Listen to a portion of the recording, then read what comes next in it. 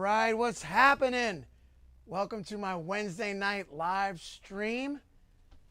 We're excited to be here, coming at y'all. Thank y'all for tuning in. My main man, Nick Solnick, drummer guy, manning the controls, turning on some more lights. Yes, indeed. He'll be getting on the Nick cam in just a minute. He'll be fielding your questions in just a minute. So, we're going to play a song right now. This is actually off of my first record, All Cooked Out, which was my first solo record. And this is a tune I wrote a long time ago. This is called Jafuncta. But this is something y'all haven't heard before. This is my good friend and super badass keyboard player, organ player, piano player, all-around musician, Joe Ashlar. So Joe Ashlar prepared this for me as a play-along. And in return, I've given him a bunch of loops to perform to. He does his own streams too. So if y'all are watching this, look up Joe Ashlar, send him some love. He's one of my favorite musicians to play with. He's a super bad dude. We have a trio here in New Orleans with me and him and Danny Abel. And we're hoping that we're going to start getting back to playing some. We've been doing a couple of live streams throughout this time, and we're going to keep playing. So right now, this is just me and Joe. Joe's playing all the keys that you hear, and this is off of my first record. Joe performed this to the recording, and then now I'm playing this along with Joe. So I'm going to play this, and then we're going to start answering some questions. Y'all can ask me about all kinds of things, Galactic, Tip Patinas, Stanton Drum Academy related. I will say right now, we're doing a 14-day trial on the Drum Academy at StantonMoreDrumAcademy.com. And I would love for you to check that out. Also, the virtual tip jar is open if you feel so inclined to help me out during this time. All proceeds, to quote Johnny Vidakovich, all proceeds will go to needy families, mine and Nick's. Yeah. Yeah. So I'm going to play for y'all. Thanks for tuning in. And here we go. Hit me, Nick.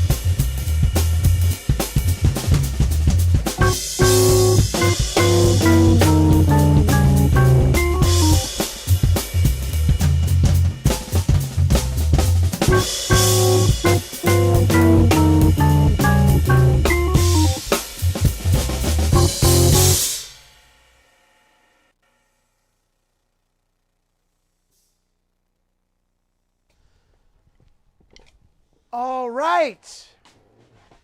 Yes, indeed. Feels good to play music. Feels good to play with my man, Joe Ashlar. As I said, look him up on whichever channels you look at stuff. Look him up on Instagram, Facebook. He does a lot of his own live streams. So reach out, send him some love, send him a little comment. Let him know you dug that, because it took a lot of effort for him to put that together. I'll be putting that one in the rotation.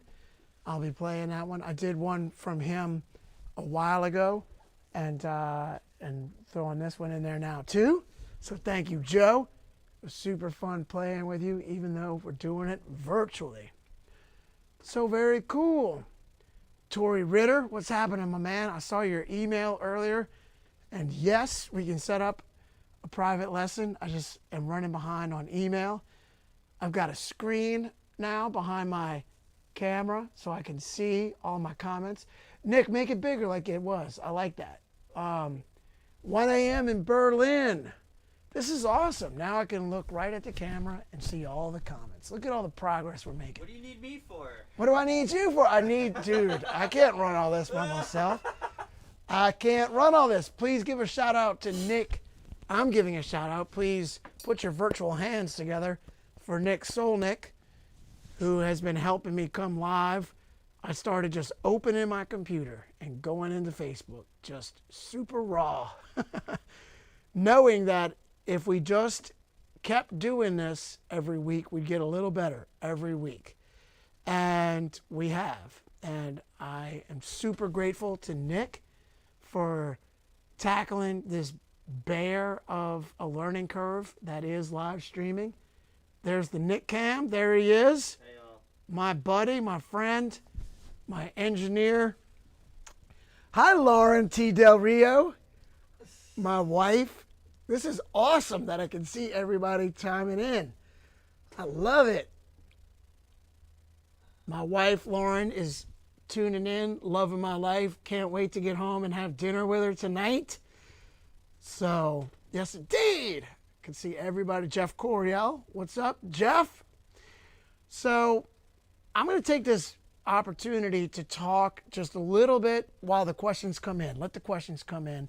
But I want to talk to y'all. I'm in the middle of basically writing an essay on the importance of a live gig, the importance of a weekly gig, the benefits of a weekly gig. And I started writing it before COVID and just talking about how much I learned while I was coming up and while I was trying to improve on the drums and as a musician, and how great weekly gigs could be, because and weekly jam sessions. And you can play your weekly gig or go to the weekly jam session, and say when I was a sophomore, junior in high school, I used to go every Sunday with my dad to a little place right down the street called Tipitina's on Sundays from 1 to 4. And it was called the Young People's Jazz Forum. And the young people at the time were Nicholas Payton, Jason Marcellus, Delphio Marcellus would stop by sometimes, my friend Jeff Clapp. We were all over there learning how to play, and I would get to watch Johnny Vodakovich play for 2 or 3 tunes. Then they'd let the kids play. And then I'd get up there, they were calling jazz standards, they would call stuff like Oleo or Caravan or Billy's Bounce or Straight No Chaser, all stuff that's really straightforward. But if you're a teenage kid and you haven't played those tunes yet, they would count off the tune. They'd be like, Caravan, B flat, and I'm like, oh, do I play boom, ba-boom, ba-boom, ba-boom on the bass drum, or do I play boom, boom, boom, boom, boom on the bass drum? And then which exercise from which book? By that time they had started the song, I was left in the dust.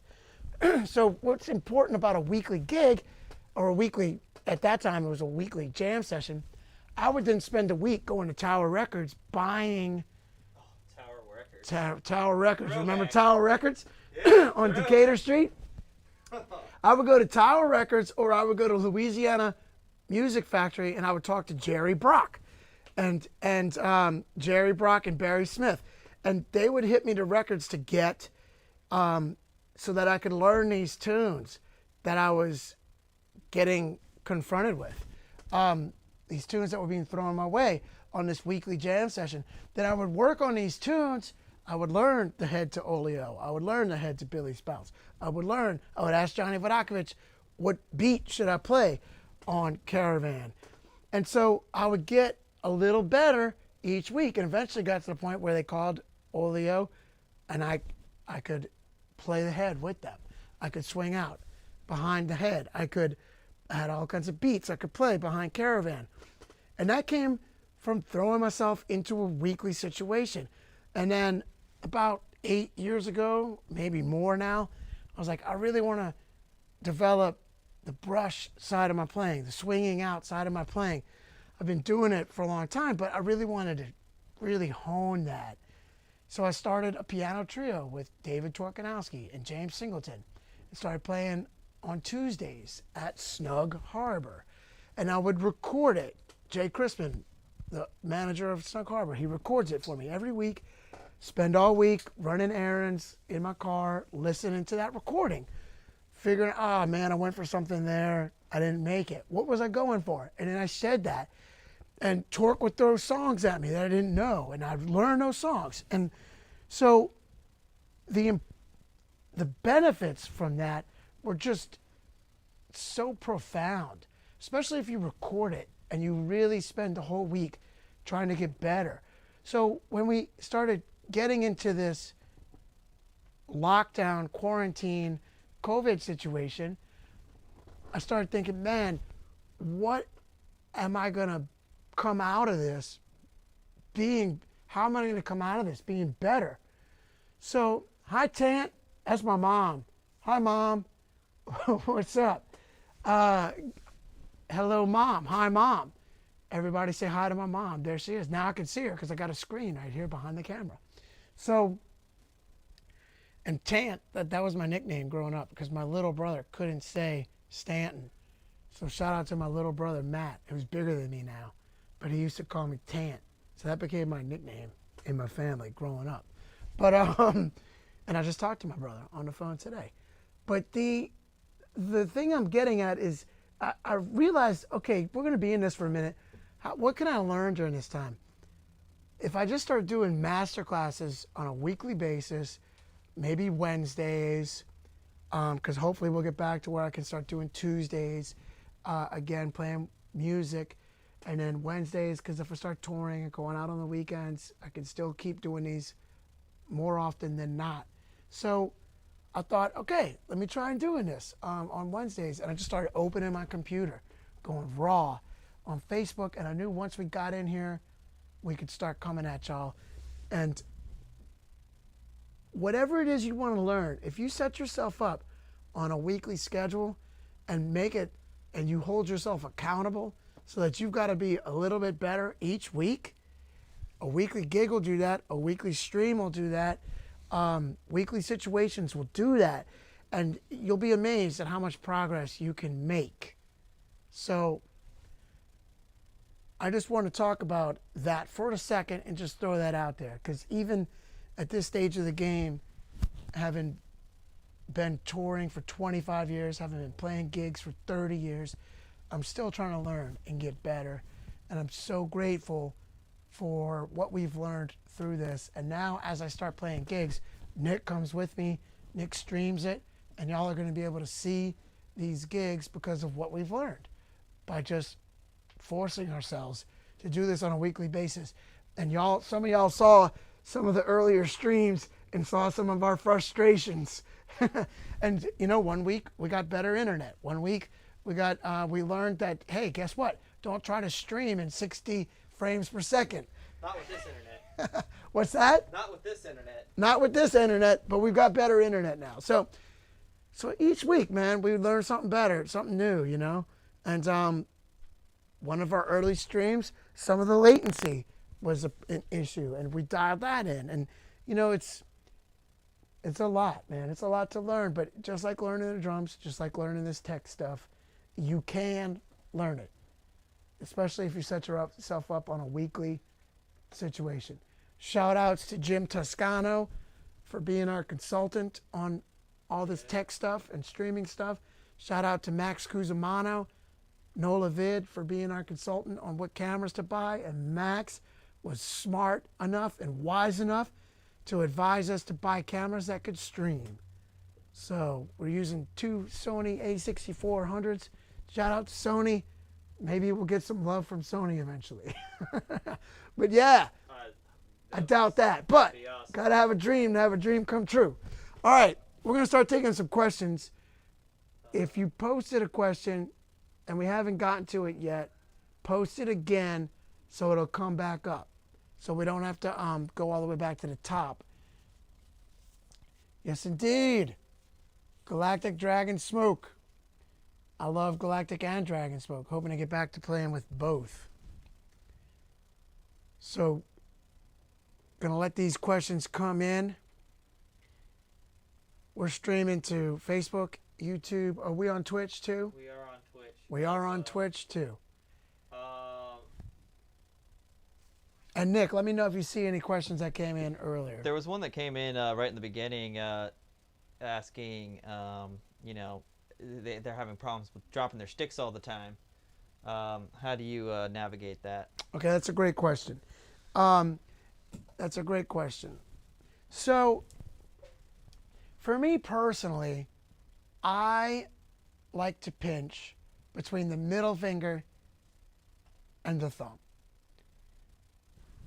I was taught to pinch between the forefinger and the thumb. I was taught this by Marty Hurley.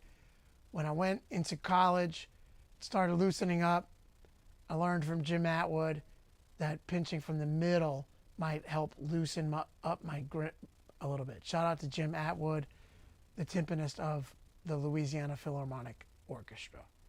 So now I probably use a fulcrum that is a combination of my middle finger, forefinger, and thumb. When I play powerful buzz rolls, I clamp down on this so the stick doesn't get away. And I have had the stick fly away when pinching middle finger, thumb, because look at all this space.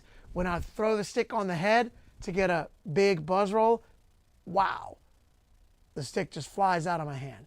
So I've had to pinch down so that the stick doesn't fly out of my hand as much. Ben Elman.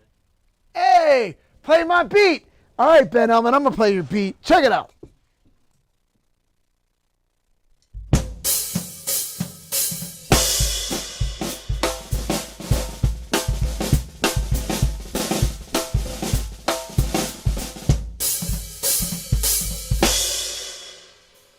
All right, now, since Ben chimed in, I'm gonna divert and tell y'all a story because I hope Ben is tuning in because I'm gonna send love to Ben Elman right now. I hope he's still watching. That was your beat, but check this out. I gotta give you credit for this beat too. So I've told this story many times, but because Ben's here, I'm gonna tell it again because I think there's a moral to this story, and I want y'all to take this moral and apply this moral to your musical life and to your attitude in general. So Ben and I love each other very much, and there have been times when Ben has asked me to do things on the drums where I'm like, what? Like, what are you talking about? But I've tried it, and by trying that, I have to admit to Ben that I've come up with stuff that I probably never would have thought of. So we were playing a Dirty Dozen tune called Who Took the Happiness, and the shout out to Ephraim Towns, who I've been seeing a lot of lately, trumpet player for the Dirty Dozen. There's Ben. Thank you. Well, check this out, Ben. So drummers, I was thinking I was slick. I was getting my Johnny Vodakovich snare drum stuff together. So the Dirty Dozen tune, Who Took the Happiness Out, goes like this.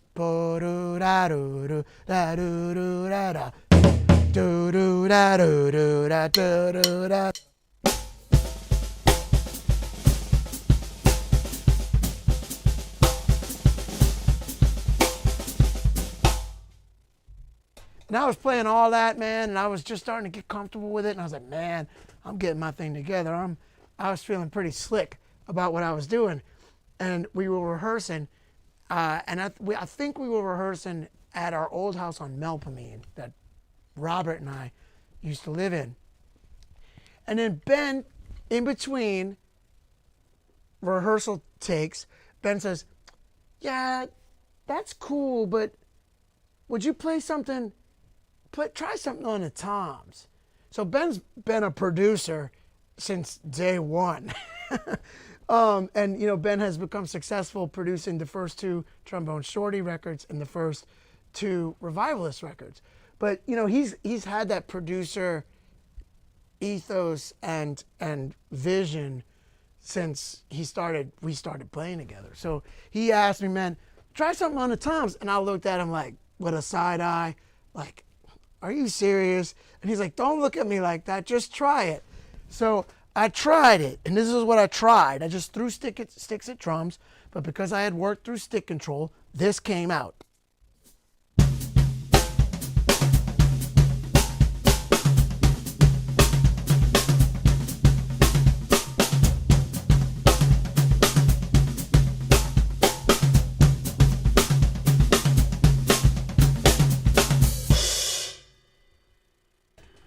And while I was playing it, I was thinking to myself, oh man, this is cool. This feels good. This sounds good. I might be able to use this. And when we got done with that take, Ben was like, see, I love you. I love you too, man. Ben was like, see, that sounded good. And I was like, yeah, because I made it sound good. But I would have never tried that if Ben hadn't asked me to do that. And so when I didn't want to let him know at the time, I'll let him know now, because hopefully I'm much more mature. But at the time, I didn't want to let him know. But I was thinking, man, this is cool. So when Ben and everybody left for rehearsal, I stuck around, and I had just started using a Pandero. I got the idea from my friend Brian McCrae, great drummer in the Denver area. He was using a Pandero, but he was using it as a second floor tom, then picking it up and playing it with his hand, as you would in Brazil. But he was playing it over here. I was like, man, what would this new sticking sound like if I put it over here? And then I've demonstrated this a lot, but I came up with the left, left, right, left, right, left, right, right sticking. And so whenever you hear me playing stuff like this, it's coming from that sticking that I came up with by trying something that Ben Ellman asked me to do.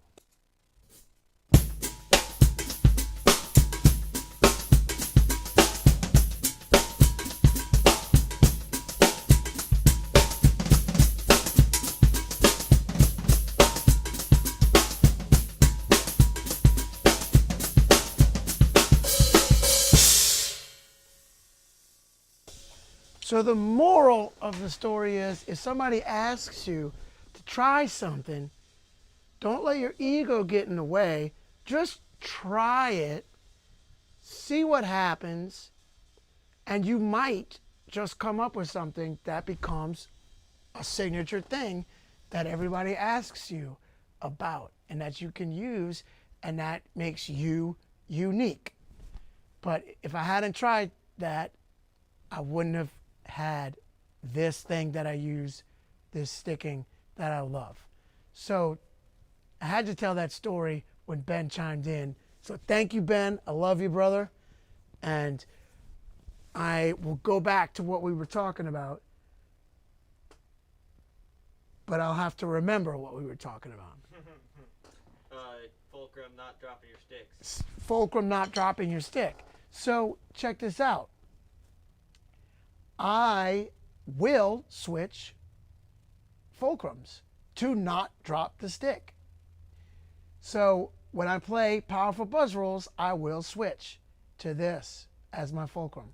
Now, what you want to do is you want to hold the stick as if you were holding a baby bird.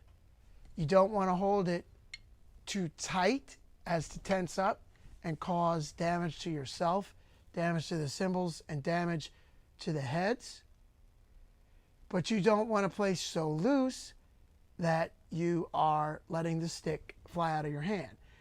In my opinion, it's better to be too loose than to be too tight, because if you're loose, which I drop sticks all the time, if you're loose, then you won't cause bodily harm, bodily damage, and damage to the sticks, heads, and cymbals.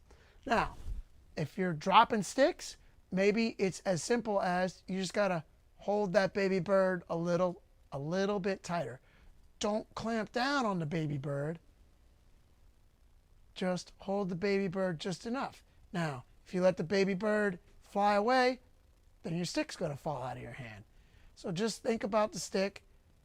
Think about whichever fulcrum is your fulcrum, this fulcrum, or a combination of the two. Just find a nice, happy balance of holding the stick to where the stick is moving around. It's not flying around. That's where you're dropping your stick. But it's not clamping down either. You want to be able to move the stick with your fingers, right? But not let it fly away. I hope that helps. But it takes experimentation and it takes time. And I'm always modifying stuff. Just a couple of years ago, I was hitting too hard. And I started feeling some tension up in here, and I had to adjust my grip and the way that I was hitting. I was hitting too hard. So I started hitting a little lighter, and I started letting go of the sticks a little bit more on impact. So I hope that helps. Nick, do you see any more comments coming in there? Yeah, there's a bunch. There's a bunch. Bunch of comments. If you're seeing blurry image, it's probably your computer. And while we're waiting for these, to come in, let me give myself a shameless plug. And for all you drummers out there, I would love for you to check out Stanton Moore Drum Academy. We're doing a 14-day trial. And I'm trying out some one-liners too. Yes, indeed. Check out SMDA to improve your groove today. Yeah. So, yes, indeed. All right. So, someone, I mean, we get this question every week, but I don't think it's a bad question. Give us the 411 on the new cymbals. 411 on the new cymbals. Give me the overhead shot, Nikki, please. Check them out. This is the Lunar Crash, which I've been in conversations this week. I've got another Zoom next week. It is coming out. It's going to come out in the concept shop. I'm not going to tell you exactly when, but it is a coming. So this is the new Lunar Crash, and I'm going to play it for you. I designed it, sound great, from everything to swinging out, to funking out, to heavy metal. Check it out.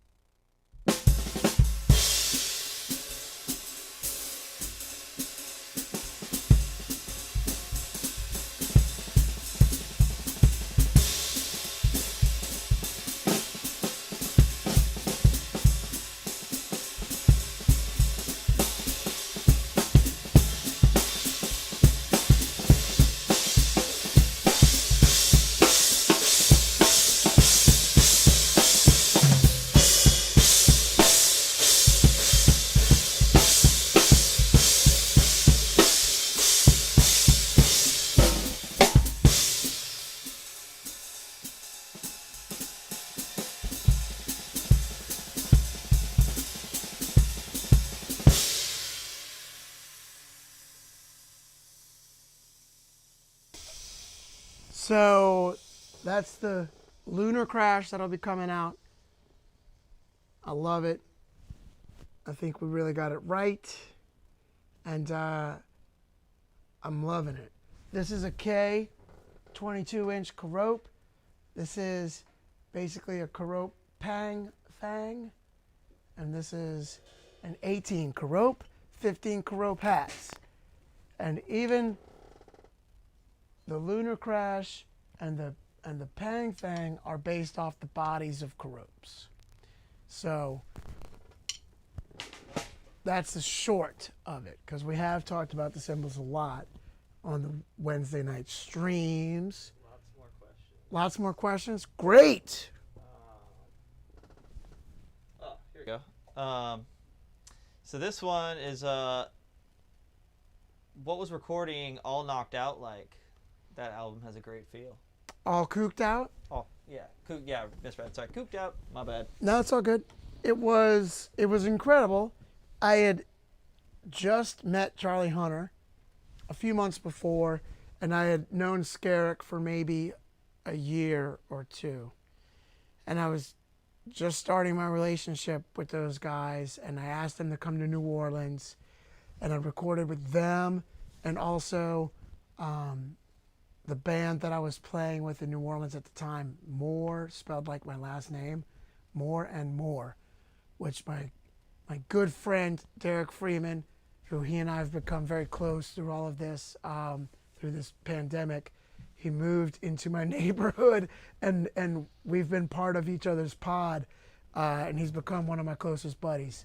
And at that time, though, we would rib each other a lot, and that band, More and More, he would call too much.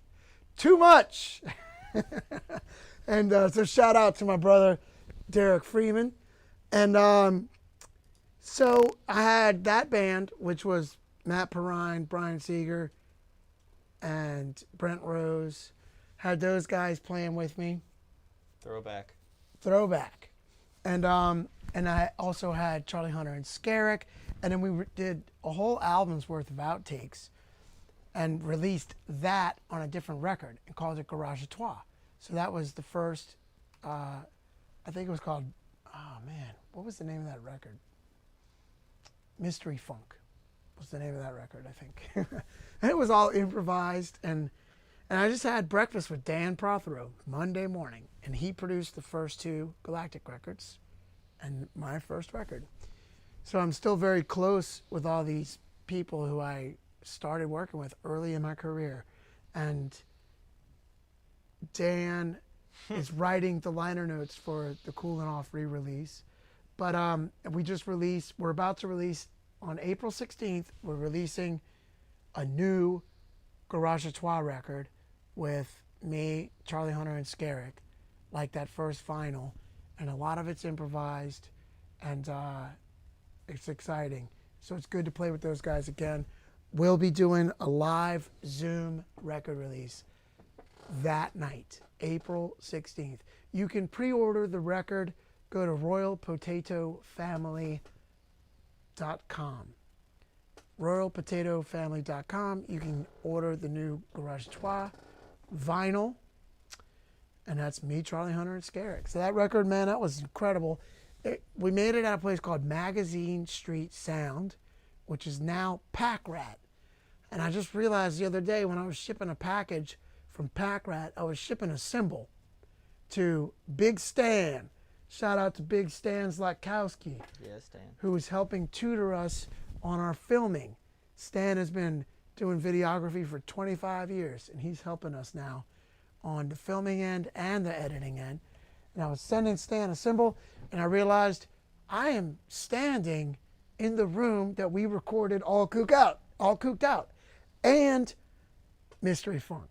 So it's funny, I don't always put that together, but I was standing there sending Big Stan a cymbal, standing in the same place that my drums were set up 20-something years ago to record All Cooked Out. Yeah, keep the questions coming. Give me another one, Nick. So there's a lot of these questions are from the same guy, Wagner. But they're good questions. I think this is a cool one. Are funk drum beats more commonly associated with 2/3 clave? That's a great question, and it depends. With Chifuncta, I would call that a funk tune, and I'm definitely pulling from a 2/3 clave on that, right? So bump on up, tick go down, tick bump on up, tick go down, tick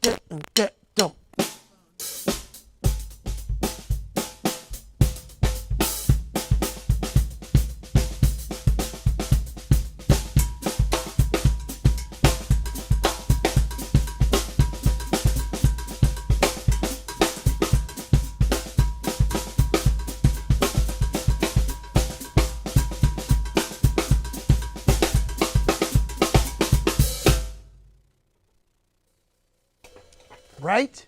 Okay. Now, all that being said, a lot of funk tunes, though, are based in a 3/2 or all three side of the clave, right? So, take, for example, one of my favorite funk tunes. Talk about it all the time, but it's one of my favorite tunes, and it gets played all the time in bands and on jam sessions. Sissy Strut, right? Ba-da-ba-ba,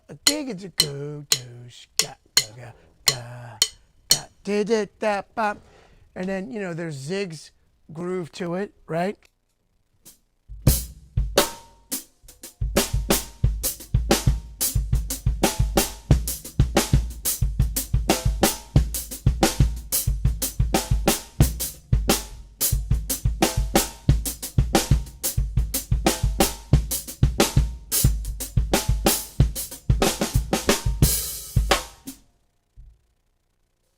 But you can really hear the three side of the clave, the 3/2 clave emphasized when Johnny Vodakovich plays his version of Sissy Strut on John Scofield's Flat Out. Johnny Vodakovich plays a street beat, and you can really hear that big do three side of the clave. Da da da da.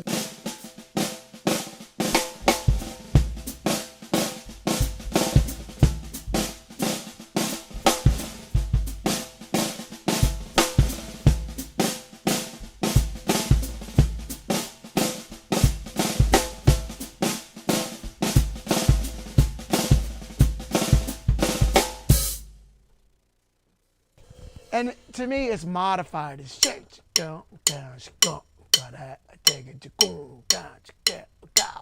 right? So it just depends on, but, you know, I'm always hearing some kind of rhythmic structure in tunes, even if it's just 1 on the bass drum and 2 and 4 on the snare drum, right?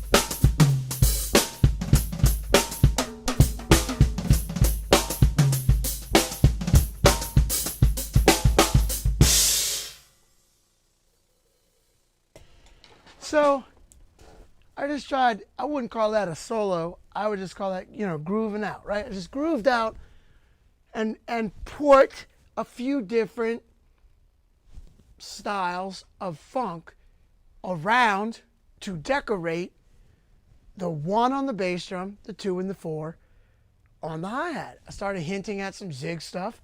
Then I went into some Jabo Starks stuff between the hat and snare. Then I started getting into some 16th note Clyde Stubblefield funky drummer-ish kind of stuff. Then I started going into some of my stuff with the Pondero and the toms and all of that. So the whole time the bass drum was consistently playing 1 on the bass drum, and I was playing 2 and 4 on the snare. So I wasn't feeling a clave in that instance, but I was feeling a rhythmic structure, and my rhythmic structure was boom, ooh, ah, ooh, ah, ooh, Chico.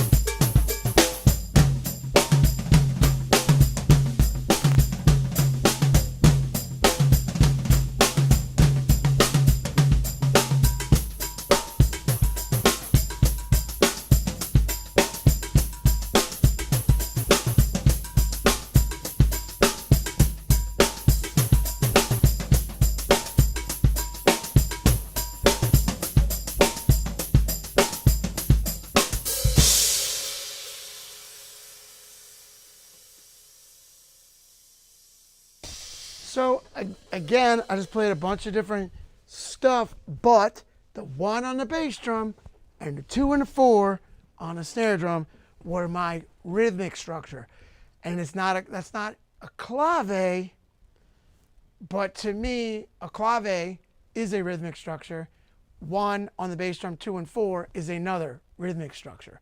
So I'm always thinking with underlying rhythmic structures. And swinging out, I'm thinking of quarter notes.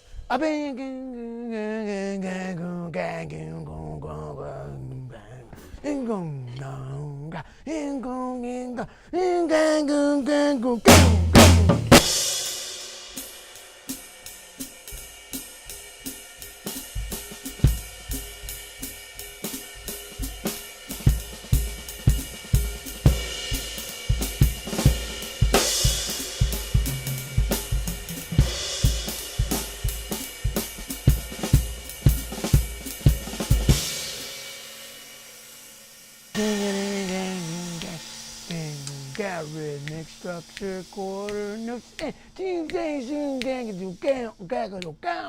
whatever I'm playing, on top of that, I'm feeling quarter notes. Does that make sense? Yeah. Let's see. Well,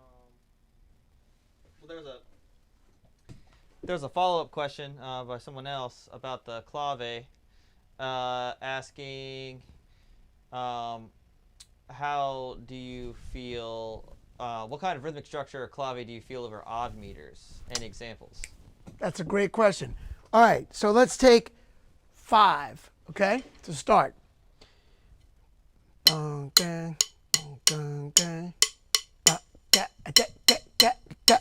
That's 5.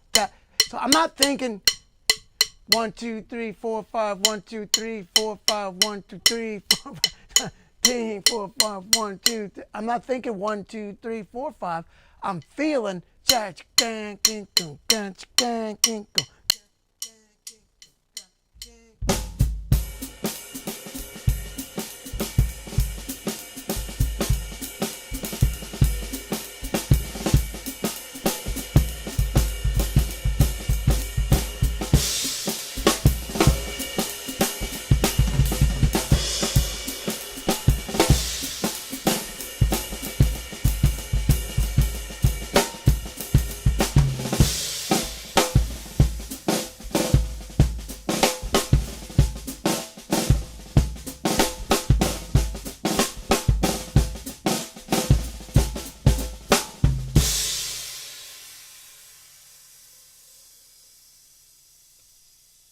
Right? Even if I were going to swing that out more.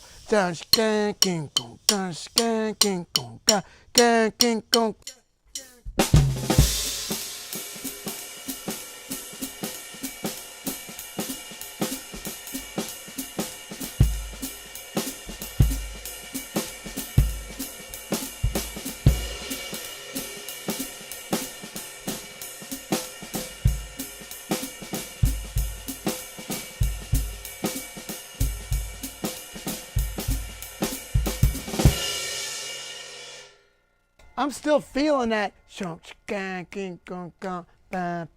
Now, 7, I'm not thinking 1, 2, 3, 4, 5, 6, 7. 1, 2, 3, 4, 5, 6, 7. 1, 2.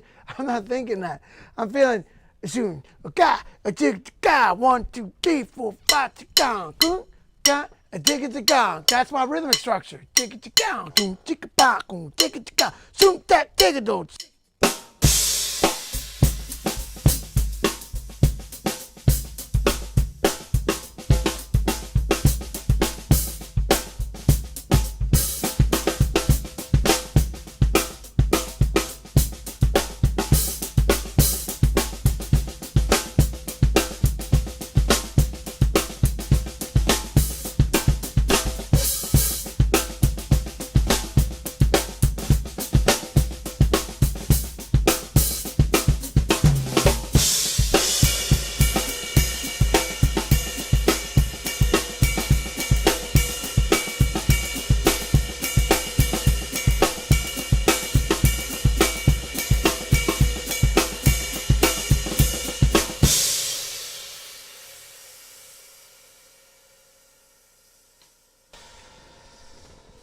Right? So that's what I'm thinking. Now, your 7 might be 3 and 2.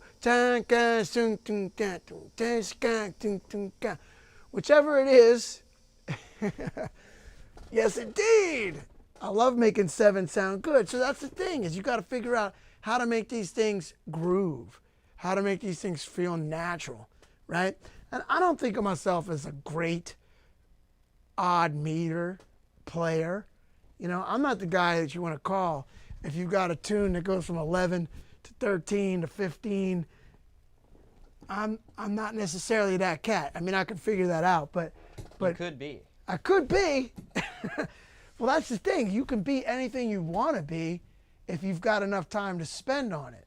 And I've wanted to focus on this wheelhouse, and then I add to it, right? But I think that's important to note that there's only so much time in the world, and you can be good at whatever you choose to be good at, but you can't be good at everything.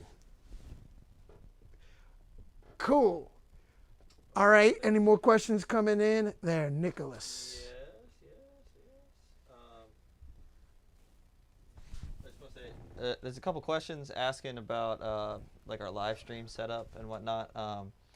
You can hit me up at Drummer Guy Man. I put it in the comments, and just send me a direct message, and I can give you the lowdown on all the stream setup. Yeah, we'll be glad to lay that out for you. In short, the live streaming stuff it's so awesome because you can reach so many people, and it is admittedly a large learning curve.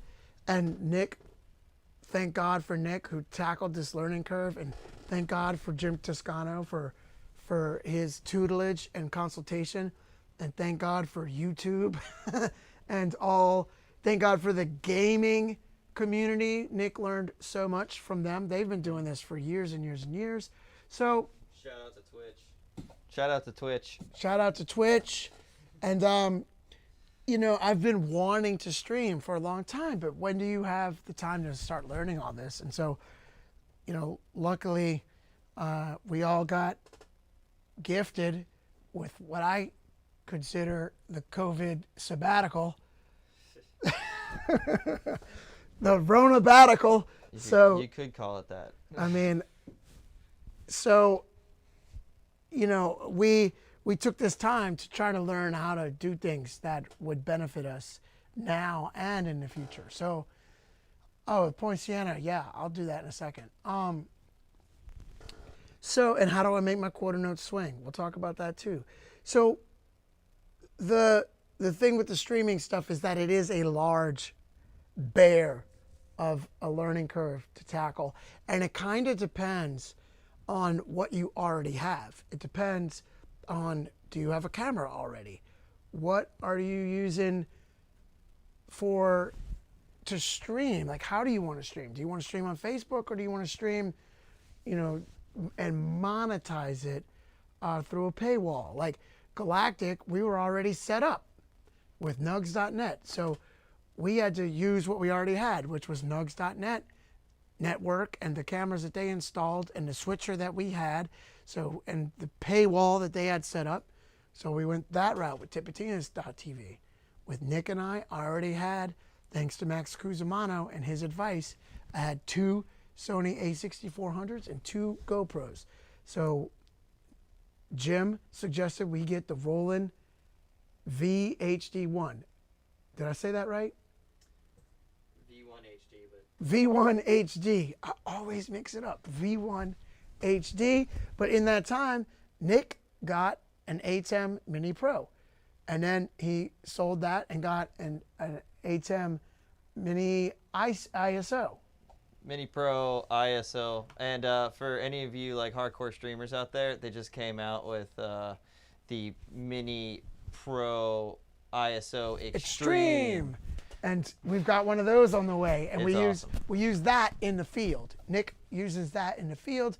We leave the V1 HD here, and so we leave that here at the studio. But we're experimenting with different rigs and different cameras, and you know, it's a learning curve for sure. But through this, Nick has learned how to stream here. He's learned how to stream in the field, and now he's getting hired by other bands. He's doing it for his bands. He's doing it for me at Tipitinas and at Snug Harbor and on the sidewalk at Tipitinas and at Broadside. And we've done them at the Columns Hotel. And now he's doing them for the Jazz Museum. And I would say he's for hire, but he's already so busy working for me, I'm afraid to lose him. So yeah, drummerguyman@gmail.com. Or you can hit me up on Facebook at Drummer Guy Man or Instagram at Drummer Guy Man. Yeah. Yeah. And, you know, that Jim Toscano put together an article, a piece for Rhythm magazine. And I was very honored that they put me on the cover of that. And also features David Garibaldi, Dave Weckl. So you might want to seek that out, Rhythm magazine. Seek out that piece. And there's more coming from Jim Toscano on streaming and tech. He's a great guy to follow. If you're not following him yet, check out Jim Toscano. He does Tuesday night streams, and fantastic gentleman. And if you're really serious about really getting your stream game together, you can possibly hire Jim to consult you. And that's who we learned a lot from.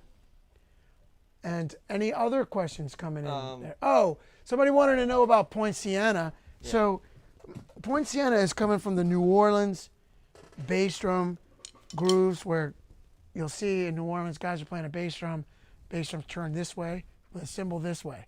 So they'll play the bass drum, boom, gong, boom, boom, gong. And that's Ben Elman's beat, right? That's what he loves to hear. He loves it when I play that beat for him.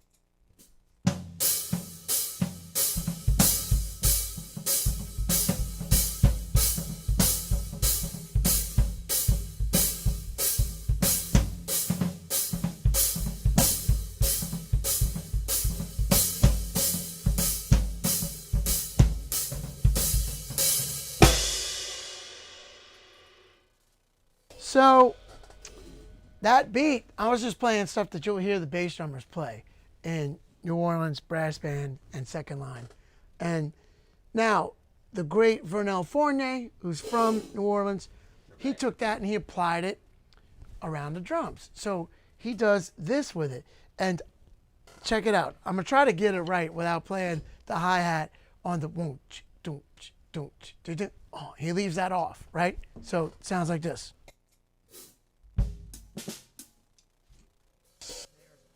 Snares off. I thought they were off.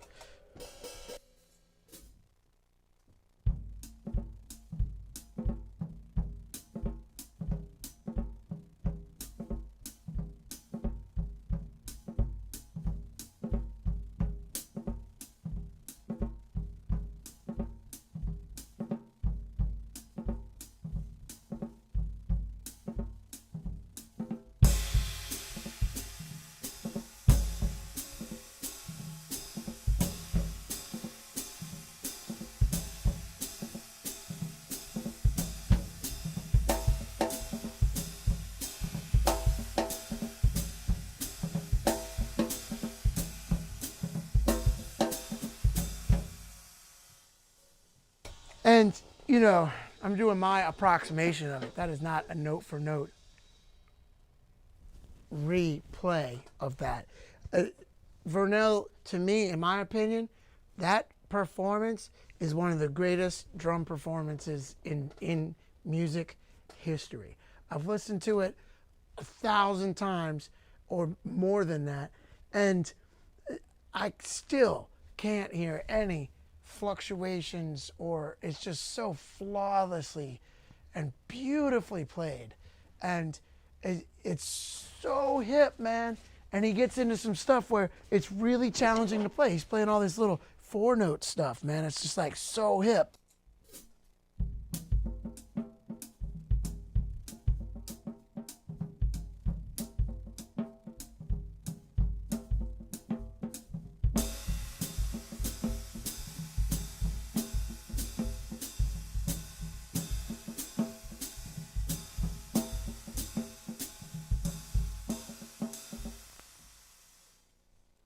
And it's just so beautifully orchestrated, man. I mean, and he just changes it up slightly behind each different motivic section that Ahmad Jamal is playing.